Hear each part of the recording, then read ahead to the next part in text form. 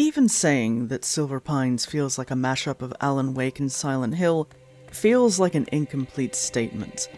It's missing some nuanced distinctions, but that's what came to mind as I played the preview, and that's absolutely not a criticism, far from it.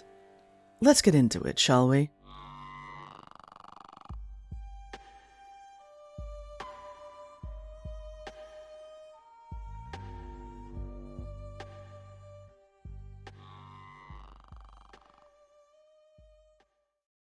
If you enjoy this video, don't forget to like, subscribe, and hit that bell icon to stay up to date on all future uploads.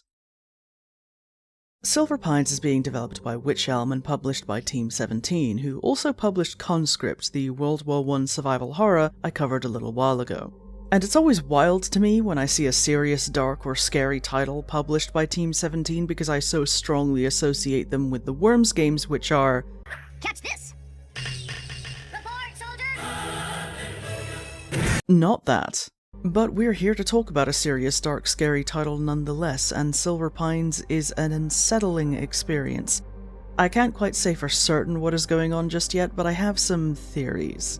Game theories, if you will. In this game, we play as a private investigator, Detective Red Walker, whose face makes me think of James Sunderland if he wore glasses.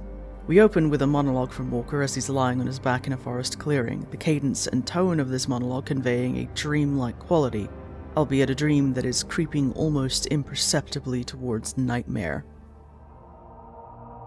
Beyond the clearing, there are tall pine trees, like a wall of stony pillars receding into darkness.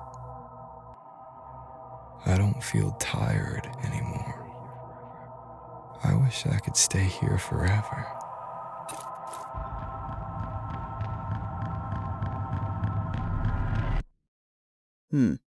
Now, the game starts gently enough. Our first task is to leave the minor diner by exploring its limited space and finding the key.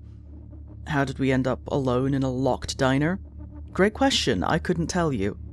What I can tell you is that it's 1993, and we're in the town of Silver Pines at the onset of a horrific storm. The radio warns us about an evacuation order in effect, the sky looks moody as hell, and the atmosphere overall is just...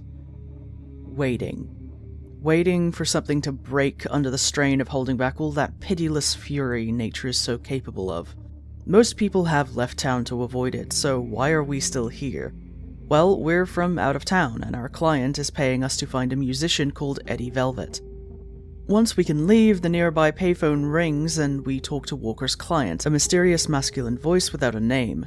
Walker seems almost as confused as I am about what's going on, needing the client to remind him who he was looking for and where he was going next, to the Crimson Bear Motel.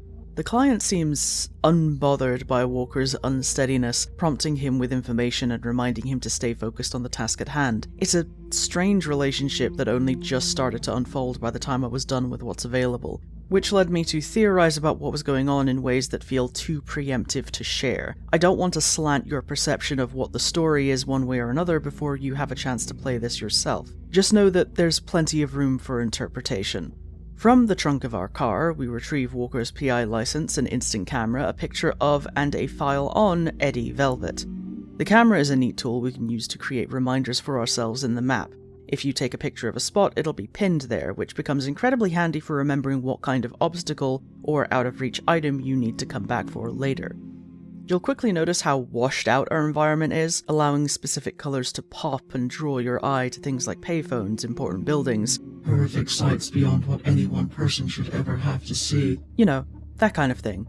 Anyway, heading down the road, we can talk to one of the few people left in town, a ferryman who warns us to be careful and to get out before the storm hits. The only reason he's here is to keep an eye out for stragglers. He doesn't know anything about the guy we're looking for, so we can move on up to the Crimson Bear Motel by passing through a tunnel, at which point the game thinks it's really cute and funny to inform me that I can use shift to run.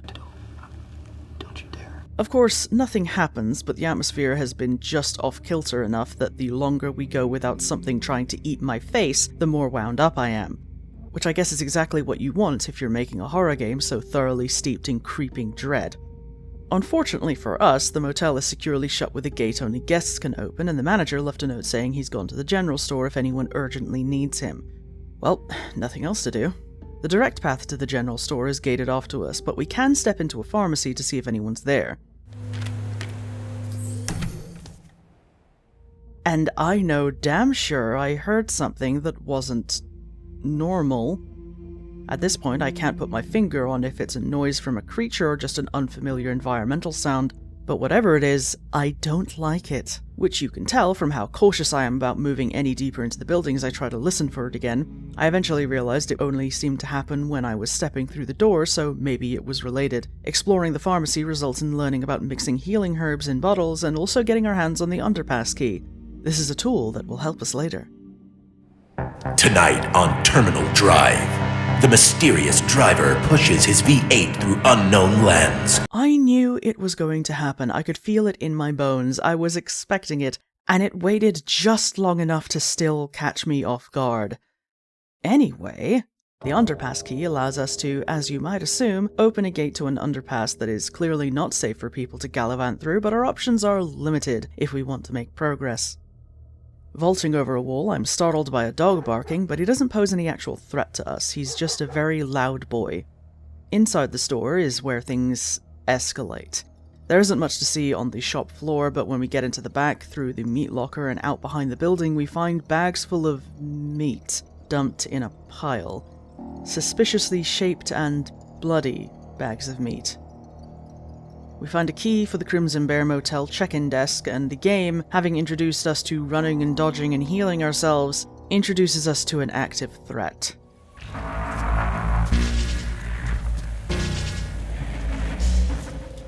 I swiftly get the hell out of there and backtrack only to find the dog has been brutally killed with a box cutter, our first melee weapon.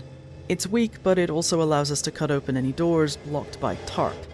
Worth noting, the enemies can and will follow you through doors, so keep that in mind when you get your hands on this. Returning to the motel check-in, we get the number for the gate and get attacked by a shadow person again, and this is how I find out that an enemy swinging on you can interact with the environment by breaking furniture, smashing glass, destroying radios and the like. But I learned that through this happening.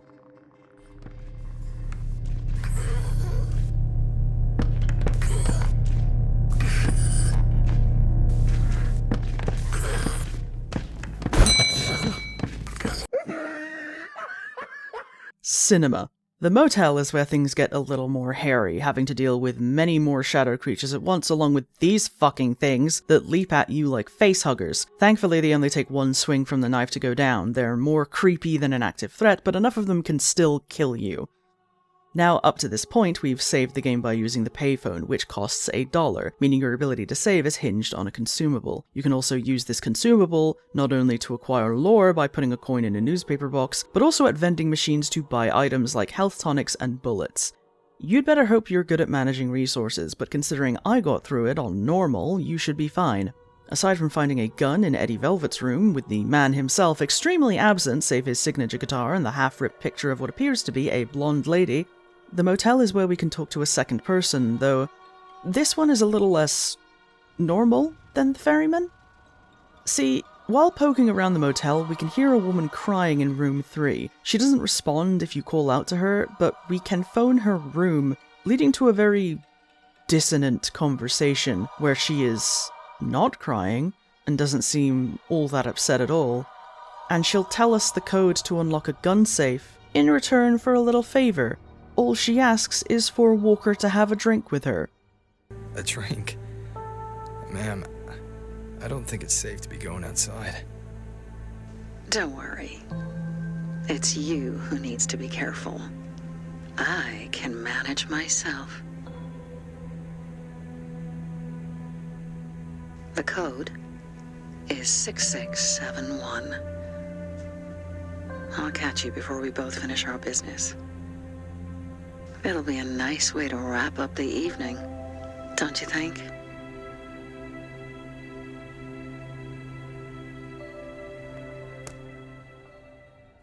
Right. Yeah, that's normal.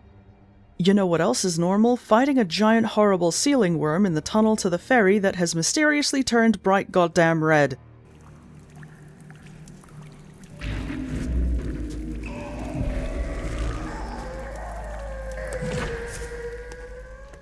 This boss fight killed me the first time, but I had it figured out on round 2, and I think it worked very well for what I assume is the game's first boss. It's not too much, and it's certainly not an average encounter. Something I appreciate a lot in the design of the enemies is that barring the silhouette and a few vague shapes, you can barely make out details of what exactly they are, what they look like, the texture they might have, if they're slimy or smooth or rough. For my part, I think the shadow enemies feel like spongy bark. This thing, however, far too squiggly to be anything but glistening flesh, and judging by the brief flashes of what we see before the fight, I wouldn't be shocked if this was once a person. With the horrible worm defeated, we can finally press on to the ferry and get a moment of solace with a cat inside the ticket booth, which I repeatedly engaged with because one pet is not enough. But eventually we do have to follow our next lead on Mr. Velvet to downtown and cross the water. Which is where we part ways, dear viewer. Thank you to WychElm and Team 17 for reaching out. This was a very unsettling and enjoyable experience that I look forward to seeing the full extent of when it's all ready.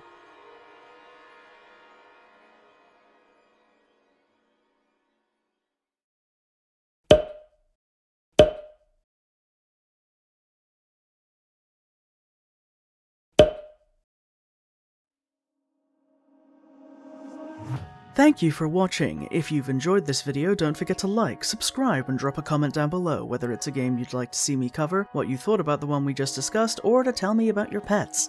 Special shout out to my patrons and YouTube members who are all very handsome people, and if you'd also like to be called a very handsome people, you can support the channel through Patreon or become a member here on YouTube. Either way gets your name in the credits. If you're into live streams, you can catch me every Wednesday on Twitch at 8 PM British time. I can also be found over on Blue Sky and TikTok when I remember to post on either of those. All that being said, don't forget to drink your water, take your medication, be kind to yourselves, and I will see you all next time.